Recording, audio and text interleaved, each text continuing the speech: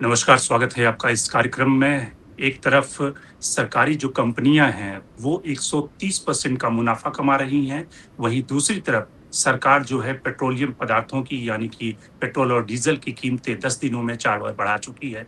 इसके अलावा जो राज्य सरकारें हैं, वो अपना वैट नहीं कम कर रही हैं, वो अलग मुनाफ़ा कमा रही हैं, जिसमें कि बीजेपी शासित राज्य भी है, कांग्रेस शासित राज्य भी शामिल हैं। और इसके समानांतर उत्तर प्रदेश में जिस तरह से पावर कट की स्थिति है, जिस तरह से प्रधानमंत्री कार्यालय में काम करने वाले एके शर्मा को जब यूपी भेजा गया था, तो माना गया था कि यूपी में एके शर्मा कमाल करेंगे, उन्हें पावर मिनिस्टर बनाया गया। लेकिन उत्तर प्रदेश में जो पावर की स्थिति है, उससे कहीं न कहीं योगी सरकार के लिए संकट की स्थिति पैदा हो गई है चुनावी साल में और योगी आदित्यनाथ को खुद से मोर्चे पे अ, चाक-चौबंद होना पड़ा है और उसके बाद ये कहा गया है कि अब यूपी में पावर की स्थिति धीरे-धीरे सुधरेगी, लेकिन प्रॉब्लम जो है ट्रांसमिशन की है। सवाल ये है कि पावर से लेकर गर्मी के इस मौसम में जिस तरह की पेट्रोल, डीज़ल की प्राइसेज़ बढ़ाई गई है, इन्फ्लेशन बढ़ने का खतरा है, साथ ही पावर की स्थिति खराब है, छात्र सड़कों पे उतर आए हैं, आंदोलन कर रहे हैं नीट की एग्ज़ाम को लेकर, सीबीएसई एग्ज़ाम को लेकर। तो सरकार के लिए जो गर्मी का महीना है, वो कुछ ख़ास अच्छा नहीं गुज़र रहा। इन सारे सवालों को हम समझने की कोशिश करते हैं कि आखिर क्राइसिस की जड़ क्या है? जब कच्चे तेल की कीमत गिर रही है, उसके बाद भी सरकार क्यों उसके दाम बढ़ा रही है? क्या तेल कंपनियाँ अपना जो घाटा है उसको उसकी भरपाई कर रही हैं या फिर मुनाफ़ा कमाने के चक्कर में वो जो बेनिफिट है वो पास ऑन नहीं करना चाहती कंज़्यूमर पे? और साथ ही आखिर यूपी में पावर की क्राइसिस की प्रॉब्लम क्या है? तो हमारे साथ 3 मेहमान जुड़ रहे हैं आज के कार्यक्रम में निरंजन बारिक जो इकोनॉमिस्ट हैं, वो हमें समझाएँगे इकोनॉमी का पर्सपेक्टिव, संजय कुमार जो सीनियर जर्नलिस्ट हैं और साथ ही हमारे साथ शुक्ला साहब जुड़ रहे हैं जो कि सीनियर जर्नलिस्ट हैं। लेकिन सबसे पहले शुरुआत करते हैं निरंजन बारिक आपसे।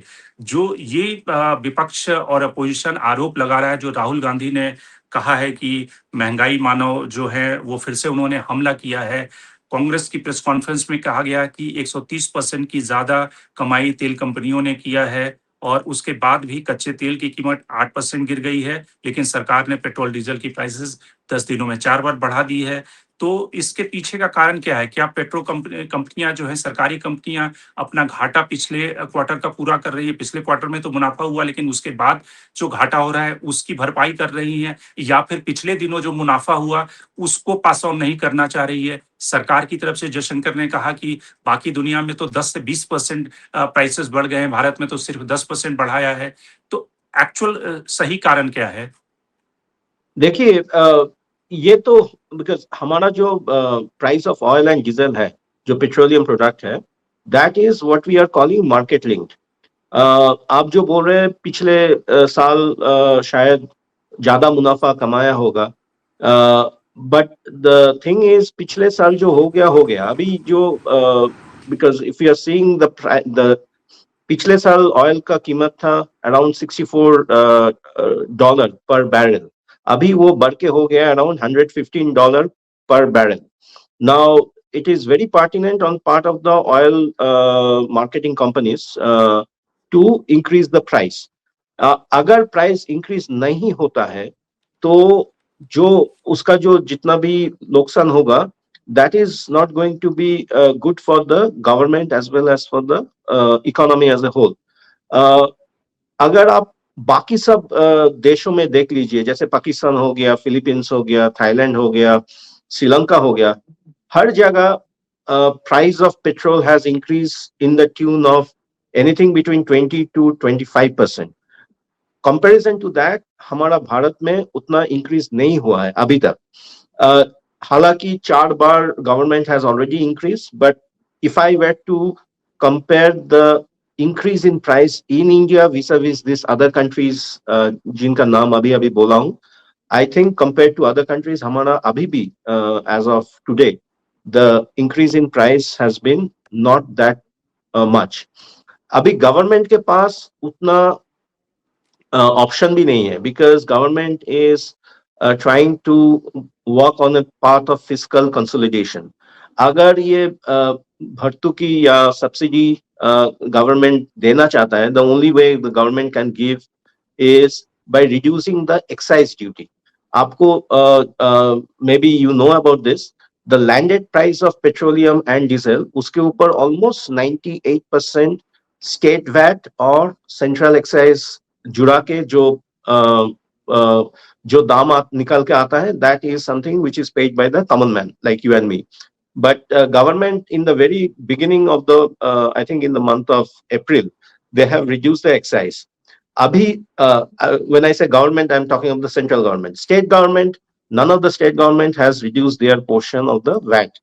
So basically, abhi government kya cha raha hai, because the government ke paas option nahi hai. मतलब, if you are market linked and there is until a point of time you can actually afford to give subsidy, but beyond that, you cannot actually. So whatever the government is doing, I think they are doing the right thing.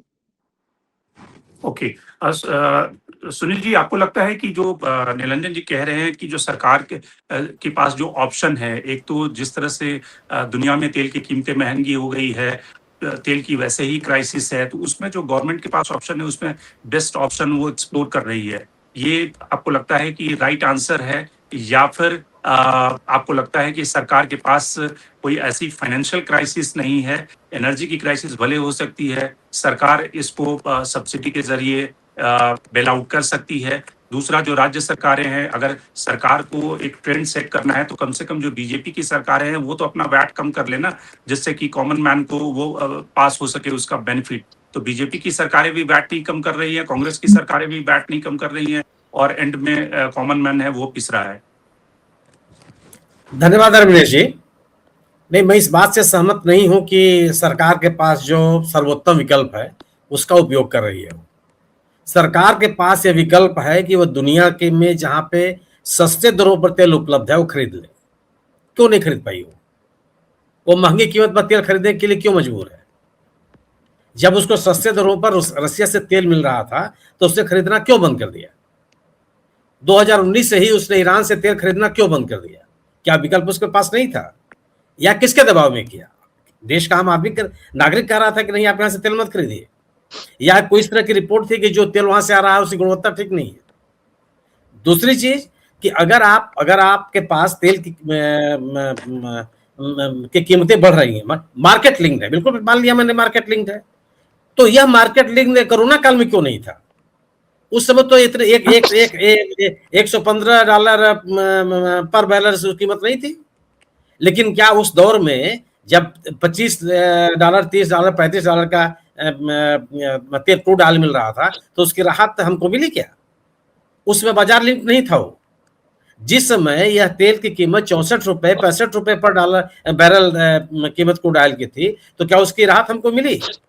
पिछले कितने सालों से आप ₹95, ₹96, ₹100 diesel petrol खरीद रहे हैं? कब कम हुआ ये? आज आप बता रहे हैं कि आप ये मार्केट लिंक्ड हो गया, जितना आप खरीदेंगे उतना आपको बेचना पड़ेगा. तब सस्ता क्यों नहीं खरीदते हैं? सस्ता खरीदिए, सस्ता बेचिए. और जब आपके पास सस्ता मिल रहा था तब आप कंज्यूमर को लाभ दिए होते. अगर मैं ₹50 पर लीटर पेट्रोल खरीदा होता और आज मुझे आप ₹96, ₹98, ₹100 खरीदने के लिए कहते तो मुझे खराब नहीं लगता. हम तो लगातार महंगा पेट्रोल खरीद रहे हैं, लगातार महंगा डीजल खरीद रहे हैं.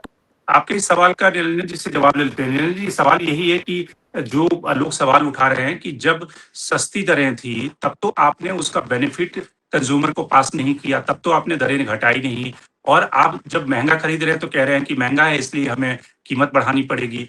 तो सरकार उस समय तो पैसा अपने फंड में जमा कर रही थी, और आज की तारीख में फिर से आप वसूल रहे हैं जनता से.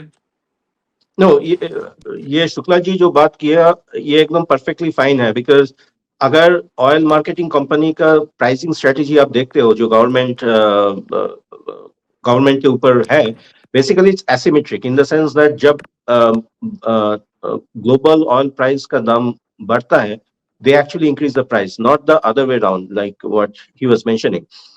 इसका एक main कारण है, oil marketing company, they give a big fat dividend to the government, and government basically use that money for various social activities. क्योंकि अभी अगर आप देखेंगे anywhere state election ले लीजिए, anywhere in any parts of India, one of the thing which is making sense is giving freebies. आप तमिलनाडु का election ले लीजिए, बंगाल का इलेक्शन ले लीजिए, मध्य प्रदेश का जहाँ इलेक्शन हुआ है, आपको टैक्स कर रही है कुल मिला के. बेसिकली वो यहाँ से पैसा कलेक्ट करके, जैसे लाडली बहना स्कीम है, या आपको अनएम्प्लॉयमेंट बेनिफिट है, या जो वुमेन लोगों को जो पैसा देता है, basically they are trying to use this money in a different way, trying to give the freebies. So this question is valid, that अगर आप सच में if you want to keep a hold on your fiscal deficit, basically you reduce all these freebies, and in the process अगर आप बोलते हो market link, जब oil का price कम हो जाता है आप कम पैसा दो, but basically government depends on this oil marketing company for the dividend, तो because of which I don't think it happens in a symmetric fashion. Sanjay, अब तो महंगाई डाइन वाला गाना भी आप नहीं गा सकते और बजा सकते हैं, जो आमिर खान प्रोडक्शन ने इस फिल्म को प्रोड्यूस किया था, और उसके बाद वो गाना उस यूपीए के जमाने में काफी मनमोहन सिंह की क्रेडिबिलिटी को खत्म करने के लिए इस्तेमाल किया गया।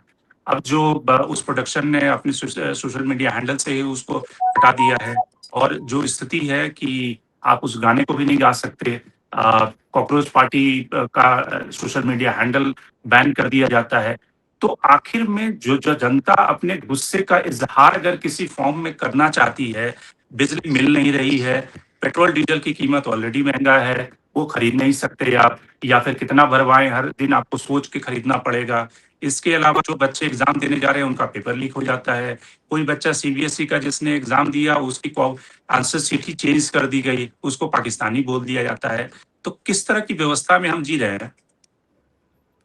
देखिए, ये जो क्राइसिस है इकोनॉमिक से ज़्यादा पॉलिटिकल है। ये दिखाता है कि अभी जो क्राइसिस जिसको हम इकोनॉमिकली देखने की कोशिश कर रहे हैं, बेसिकली ये राजनीतिक प्रॉब्लम है। ये दिखाता है कि कैसे पिछले 12 साल में ये सरकार अपनी राजनीतिक सोच और राजनीतिक हरकतों की वजह से इस इकोनॉमी का इतना बंटाधार कर दिया।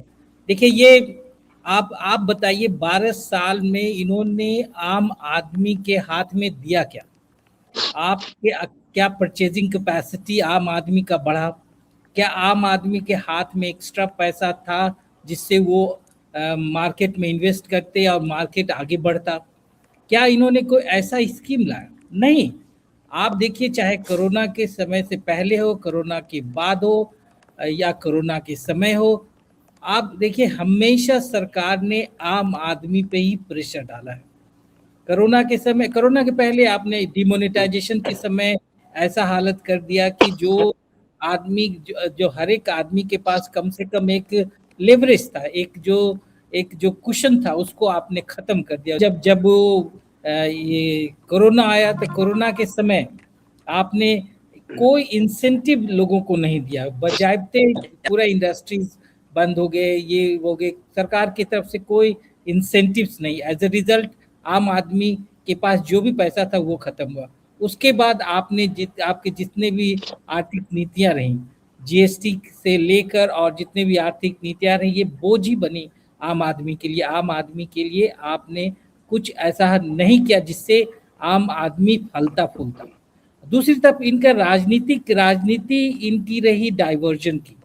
हमेशा इन्होंने डिविसिव एजेंडाज पे काम करने की कोशिश की। एज ए रिजल्ट जो फोकस होना चाहिए था, प्राइमरी फोकस होना चाहिए था पॉलिटिकल इकोनॉमिक, वो रहा नहीं। ये हमेशा एक ऐसे एजेंडे और एक ऐसी राजनीति से ग्रसित रहे जिससे देश को नुकसान हुआ, आम आदमी को नुकसान हुआ। आप देखिए उत्तर प्रदेश जैसा राज्य, देश का सबसे बड़ा पॉपुलस स्टेट है, वहाँ पे अगर हर एक डिस्ट्रिक्ट में जो खबरें आ रही है 8 घंटा से ज़्यादा लाइट नहीं है, वहाँ पे इलेक्ट्रिसिटी नहीं है, अभी तो आप समझिए कि कितने बड़े क्राइसिस से गुजर रहा है। बिहार में इससे बेहतर स्थिति है। बिहार में कम से कम वहाँ पे 20 घंटा से ज़्यादा लाइट है। आप उत्तर प्रदेश में क्या क्या जेवर एयरपोर्ट बना रहे हो, ये एयरपोर्ट बना रहे हो। उस जमाने में भी बिल्कुल, उस जमाने में भी लोग कहते थे कि नीतीश की सरकार बाकी फ्रंट पे आप कुछ भी कह ले, लेकिन बिजली की स्थिति में बिहार में ज्यादा बेहतर स्थिति है उत्तर प्रदेश से। और आप हिंदू मैं बिहार में ही बैठा हुआ हूँ और बता सकता हूँ इस गर्मी में कि हमारे पास एसी वगैरह नहीं, लेकिन फैन का तो कम से कम सुख है, और वो लाइट नहीं जाती है। गांव में बैठे हैं आप, कम से कम हवा तो मिल रहा है फैन के थ्रू। वो कष्ट नहीं है कि आप खेतों में सो रहे हैं, चाहे छत पे सो रहे हैं, चाहे दलान में सो रहे हैं, ऐसी स्थिति नहीं है। अब उत्तर प्रदेश में आप इतना इतना जो आपको सबसे ज्यादा सीट्स देता रहा, उस स्टेट को आपने राजनीतिक ध्रुवीकरण के लिए इस्तेमाल किया, और देश में केवल ध्रुवीकरण फैलाने के लिए इस्तेमाल किया। अभी भी वहाँ के जो मुख्यमंत्री हैं क्या बोल रहे हैं कि जो ईद वगैरह में हम नमाज रोड पे पढ़ने नहीं देंगे, ये बस यही फोकस है इनका। आम आदमी के लिए इनका फोकस नहीं, इनका पूरा आप देखिए, इतनी बड़ी क्राइसिस दुनिया में, ईरान युद्ध is the major crux point अभी, जिसकी वजह से ये क्राइसिस दुनिया भर में आया और इंडिया भी सफर कर रहा है। आप देखिए यहाँ की राजनीति, इस प्रधानमंत्री मोदी की इजराइल से, जायनिस्ट स्टेट से इतनी गहरी दोस्ती है कि ये युद्ध जो इंडिया को इतना सफर करा रहा है इकोनॉमिकली, आप एक शब्द नहीं बोल रहे उसके खिलाफ, आप स्टैंड नहीं ले रहे इसके खिलाफ कि आप स्ट्रेट ऑफ हॉर्मुज बंद है इतने दिनों से। You are not calling America कि जो आप तो कम से कम ईज करो, आप इश्यू को क्यों कॉम्प्लिकेट करते जा रहे हो, आप नहीं ले रहे, आप you are not taking stand. तो इंडियन रेजिम है, इसने ही ऐसा सिचुएशन क्रिएट किया है जिसमें people are bound to suffer. आपको अर्थशास्त्री नहीं होना है इसको समझने के लिए कि इंडिया आज अगर economy wise, image wise, politics wise अगर सफर कर रहा है तो क्यों सफर कर रहा है। ये सफर इसलिए कर रहा है कि आज के जो राजनेता हैं, आज के जो हमारे शासक हैं, वो ऐसी राजनीति कर रहे हैं जो कहीं से भी देश को एक विजन नहीं देता, देश को एक दूरदर्शी जो होता है सोच, उसकी तरफ नहीं ले जाता। आप तो you are bound to suffer, और हम और भी दुखी होने वाले हैं, क्योंकि इनके पास वो सोच नहीं है, वो शक्ति नहीं है कि वो एलिवेट करे आपके प्रॉब्लम को, ये और कॉम्प्लिकेट करेंगे, और इस चीज को डाइवर्ट करने के लिए वो अपने एडमिनिस्ट्रेशन का गलत इस्तेमाल करेंगे, आपको दबाने की कोशिश करेंगे, आपको क्रश करने की कोशिश करेंगे। अगर आप देखिए आज नोएडा में अगर वर्कर्स के सैलरी को लेकर आवाज उठी तो आप देखिए वर्कर्स को तो अरेस्ट किया ही, जो सोशल एक्टिविस्ट जो अलग अलग इश्यूज पे उठाते रहे उनको एनएसए में गिरफ्तार कर लिया। आप में संवेदनहीन हो गई सरकार ये कि आप एक जो अपने ही लोगों को दुश्मन मान रहे हो जो सही चीजों के लिए आवाज उठा रही है। आप अपने लोगों के लिए काम नहीं कर रहे, जो लोग काम कर रहे हैं, डेडिकेटेड हैं इस समाज के लिए और उसकी आवाज उठा रहे हैं, उसकी पीड़ा को उठा रहे हैं, आप उनको भी आप इंटरनेशनल बना रहे हो, देशद्रोह के मामले में डाल रहे हो। तो ये सरकार की पूरी राजनीति ऐसी है जहां पे everything is bound to fail, be it economy, be it politics, be it education, everything. कुछ एक पैसा ट्रांसपेरेंसी इस सरकार में नहीं है। ये सरकार केवल शासन करना चाहती है, ये सरकार केवल अपने एजेंडे पे काम करना चाहती है, और देश कहाँ जा रहा है कोई मतलब नहीं है। उनको पता है कि आप इलेक्शंस भी जीत रहे हैं, कैसे मैन्युफैक्चर करके रिजल्ट्स आप ला रहे हो, तो दे डोंट केयर। बिल्कुल। निरंजन भाई साहब, आप ये समझाइए कि जिस तरह से अगर स्थिति बन रही है कि अगर दोनों में समझौता हो जाता है ईरान और अमेरिका के बीच में, और पेट्रोल प्राइसेस की, कच्चे तेल की कीमत अगर थोड़ी सी कम हो रही है, वैसी स्थिति में आपको लगता है कि आने वाले दिनों में ये जो ईज है वो ट्रांसफर होगा, या फिर जिस तरह से सप्लाई चेन की स्थिति होगी वो रिस्टोर होने में अभी काफी दिन लगेंगे, कई महीने, कई साल लग सकते हैं, तो ये जो दबाव है वो आने वाले अगले साल तक ये कंटिन्यू रहेगा, जारी रहेगा? नहीं, ये तो कुछ दिन के लिए रहेगा, क्योंकि अगर आप देखते हो ये जो पेट्रोलियम प्रोडक्ट है या अभी जो पावर क्राइसिस हो रहा है, इसका और एक रीजन है हमारा जो most of the power plant are run on coal based industry. Now coal भी इंपोर्ट करते हैं हम लोग, और जो दिखा जा रहा है because of this problem between US, Iran and Israel, not only the power sector but also cement, packaging. लेकिन अगर पावर सेक्टर पे कर लेंगे, यूपी के 10-12 जो पावर प्लांट है वो 10 दिन से 12 दिन से 8 दिन से कोई 9 दिन बंद रहा। उसकी वजह ये थी कि वहां पे अलग अलग प्रॉब्लम थी, जैसा कि आपने बताया कि कोल मैनेजमेंट सही से नहीं था, अलग दूसरी प्रॉब्लम थी। तो क्या सरकारें ये एंटिसिपेट नहीं कर रही थी कि ये स्थिति, तो गर्मी का महीना आएगा, पावर की डिमांड होगी, पीक 30,000 मेगावाट की आज की जरूरत है, लेकिन 2024-25 में भी इतनी ही डिमांड थी लगभग, तब तो सरकार को कोई दिक्कत नहीं हुई थी। आज की तारीख में आपने जनवरी से क्यों नहीं या दिसंबर से क्यों नहीं कोल मैनेजमेंट पे ध्यान दिया कि मई और जून के महीने में ये क्राइसिस आएगी? Because the war started sometime end of February, अगर आप देखते हो, and every time we were thinking, the political leadership were thinking that ये जो war चल रहा है, it will लेकिन सिर्फ be यूपी में over. क्यों हो रहा है? बिहार में, महाराष्ट्र में, दूसरे स्टेट में क्यों हो रहा है? क्यों नहीं हो रहा है? One of the reason is maybe because UP में अभी इंडस्ट्री ज्यादा हो गया है। अगर आप यूपी कंपेयर करते हो with other Bihar, one of the big consumption of power is the industrial base. So one reason maybe is because UP is growing, उधर industry base ज्यादा हो गया है, and because of that all of a sudden they need to divert the power to the industry. जैसे अभी diesel में भी देखते हो, most of the diesel are now being diverted towards the petrol pump. इसके लिए जो ट्रांसपोर्ट सेक्टर है उसमें डीजल नहीं मिल रहा है। तो बेसिकली ये जो सप्लाई चेन का इशू आप बता रहे हैं, this is going to be there for the next 6 or 7 months. क्योंकि I was talking to another friend of mine who is with the Mahindra Auto. वो बोल रहा है सिंपल चीज जैसे हीलियम, जो हमारा पेंट इंडस्ट्री में काम होता है, वो आता है, most part of it comes from Oman. तो because of this Hormuz, gulf of Hormuz, and मेरा को पैनलिस्ट एक बात बोल रहा था, why can't India talk to the US counterpart? But the matter of the fact is US does not care about India. US care about China, क्योंकि China give rare earth material and semiconductor chips to the US companies. But India ka bargaining position with the US is very little. We don't give anything to the US, which is important for the US economy.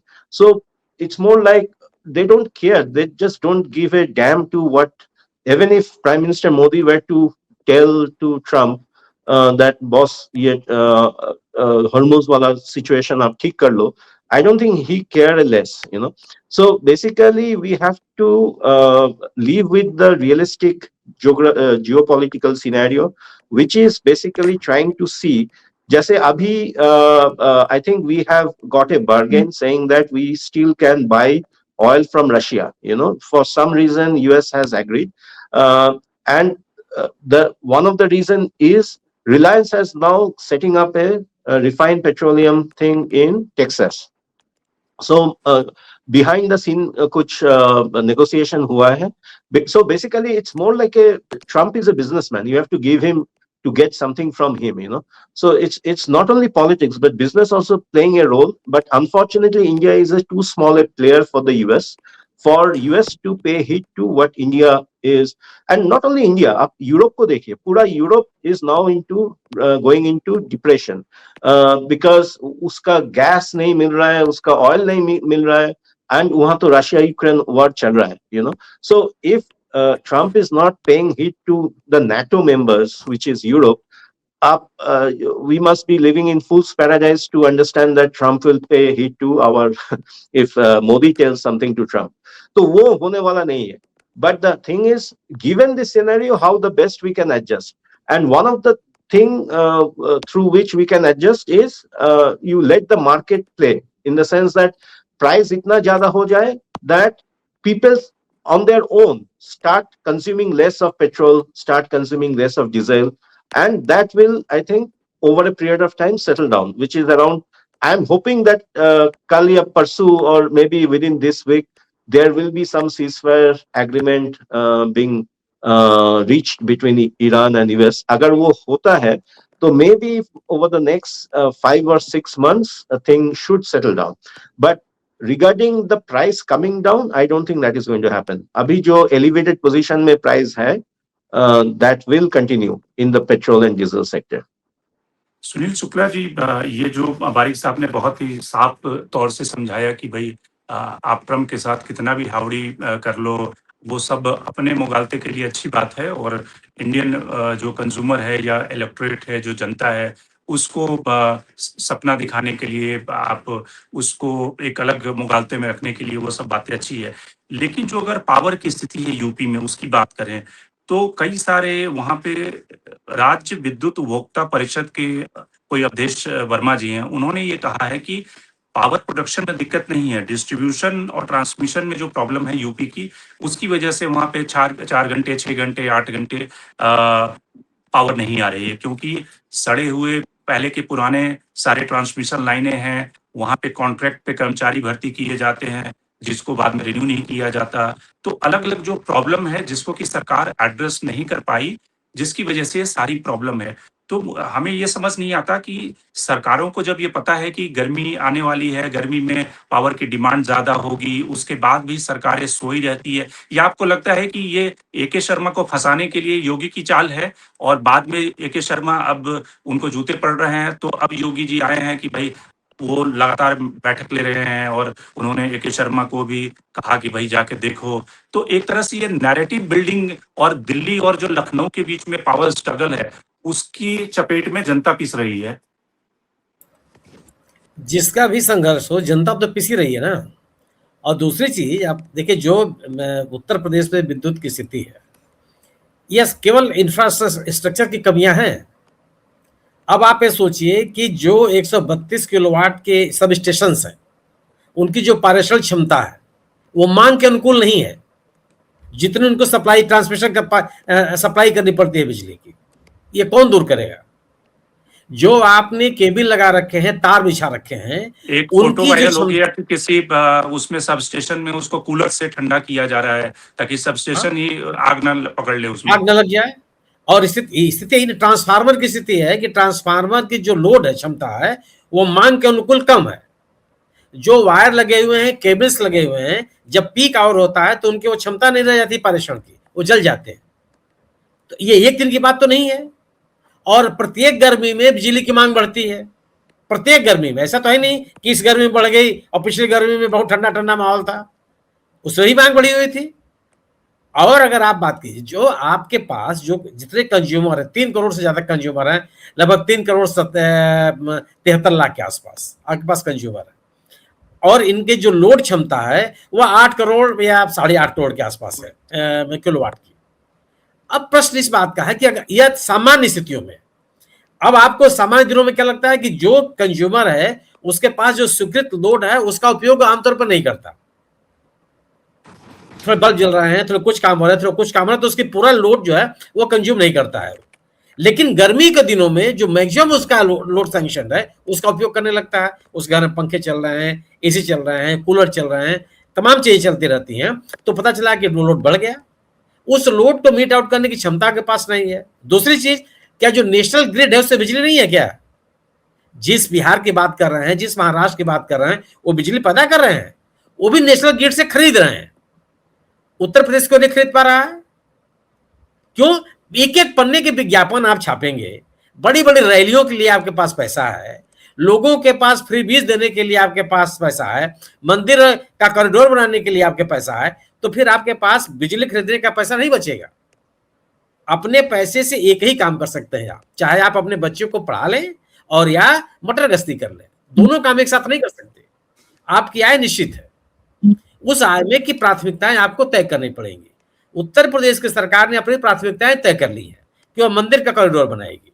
वो कहेगी कि हम सड़क पर नमाज नहीं पढ़ने देंगे, भले स्कूल बंद हो जाए, भले नए सब स्टेशन न लगे, नए जो स्टेशन सब स्टेशन बने हुए हैं उनकी क्षमता में वृद्धि न हो, जो पुराने तार हैं, बिजली के खंभे हैं, जो पारेषण का नुकसान है 3.5% के आसपास, 4%, तो सरकार स्वीकार कर रही है कि ट्रांसमिशन लॉस है। आज इस समय जब 2026 में टेक्नोलॉजी के दौर में, इसको कौन दूर करेगा? उसके बाद आप कंप्लेंट किसी देख लीजिए, एक बार में एट ए टाइम अधिकांश सब स्टेशन पर केवल एक लाइनमैन रहता है, एक। और ये उस सब स्टेशन का एरिया कम से कम शहरी इलाकों में 4 से 5 किलोमीटर का है। एक लाइनमैन क्या कर लेगा? कितनी देर में अटेंड करेगा आपके कंप्लेन को? 15,000 से अधिक कभी इन्होंने जो कॉन्ट्रेक्चुअल लेबरर्स हैं उनको हटा दिया। आपके पास वर्कफोर्स तो होना चाहिए ना। तो आप न तो जो आपका आधारभूत जरूरतें हैं उसको पूरा करेंगे, सब स्टेशन पर्याप्त हों, सब स्टेशन की पर्याप्त क्षमता हो, पारेषण की उनकी कैपेसिटी हो, पीक आवर्स में जो डिमांड है उसकी पूरी करने के लिए आपके पास केबल्स और वायर्स हो, कुछ भी आप नहीं करते हो।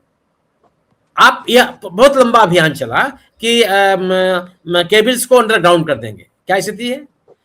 आंधी तूफान छोड़ दीजिए, कस के हवा बहने लगे तो बिजली की सप्लाई रुक जाती है।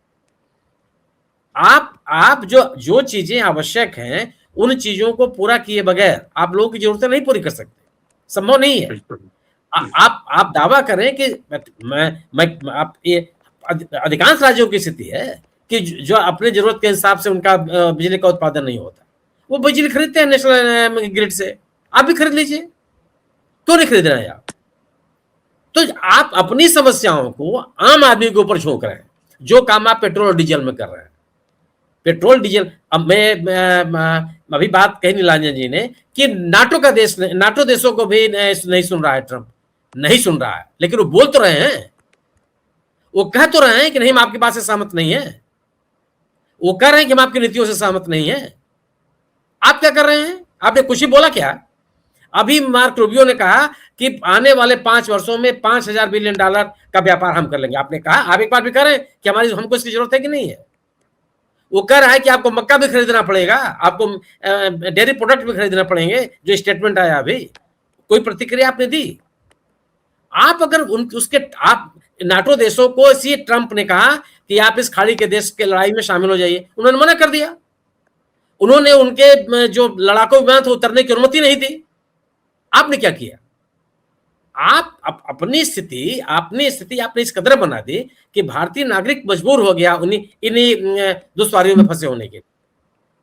आपने किसी भी मुद्दे पर, किसी भी समय पर अमेरिका से जिस तरीके से बात कर रहा, आज चीन की जो स्थिति हो गई, तो क्या उसको किसी ने वरदान दे दिया क्या? उससे मेहनत की। आप सोचिए कि चीनी विश्वविद्यालयों की स्थिति दुनिया के 5 विश्वविद्यालयों में से एक है, और आप 200 विश्वविद्यालयों में से आपकी गिनती नहीं है। इसमें कौन चीन, पाकिस्तान, अमेरिका और लंदन चाहिए आपको?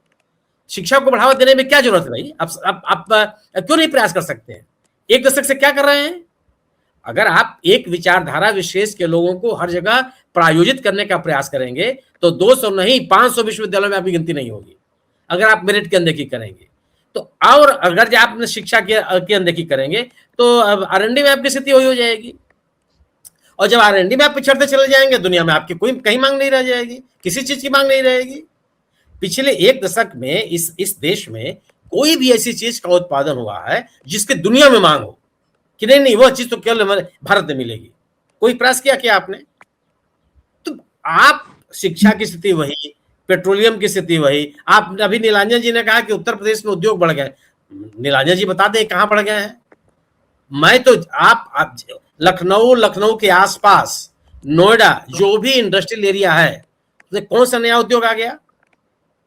अब ये सरकार बार बार कहती है कि मोबाइल का उत्पादन हम बहुत कर रहे हैं। नीलांजन जी विद्वान व्यक्ति हैं, प्रोडक्शन और असेंबलिंग में हमारे ख्याल से कोई फर्क होता है। इस फर्क को भी सरकार स्वीकार करने के लिए नहीं तैयार होती। नारे लगा देने से उद्योग आते हैं क्या? आपकी उद्योग नीति साफ नहीं है।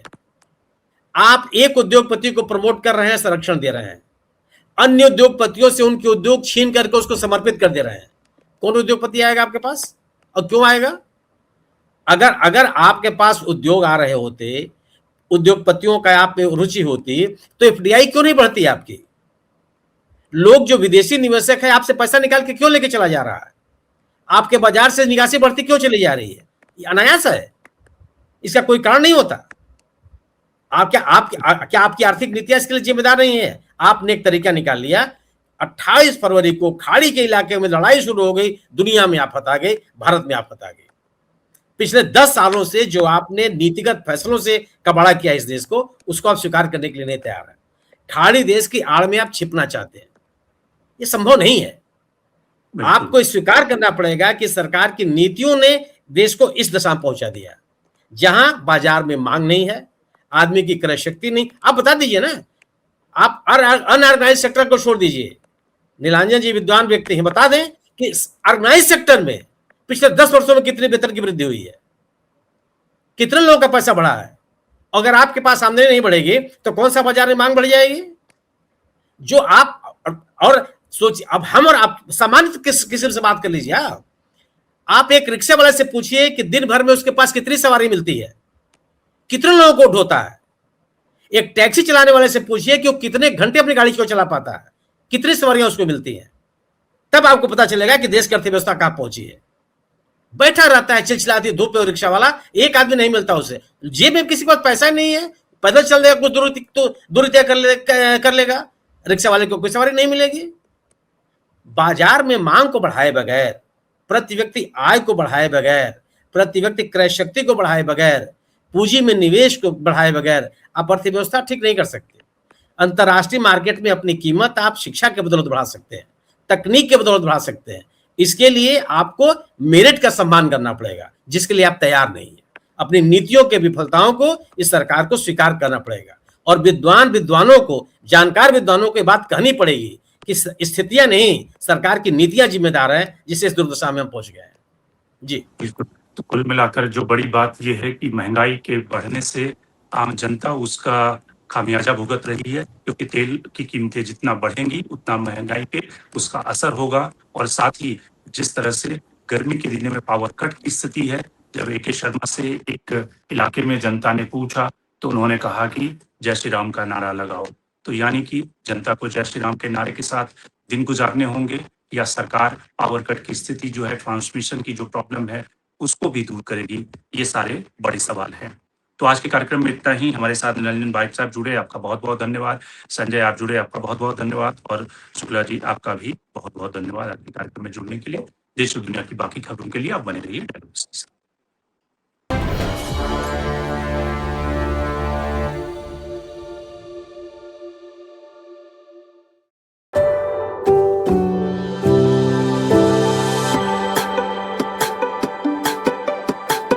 Every book has a journey, and every author has an untold story. Behind every powerful book lies curiosity, courage, and countless conversations. Discover them all on Books and Banter, a Dialogus Digital original series.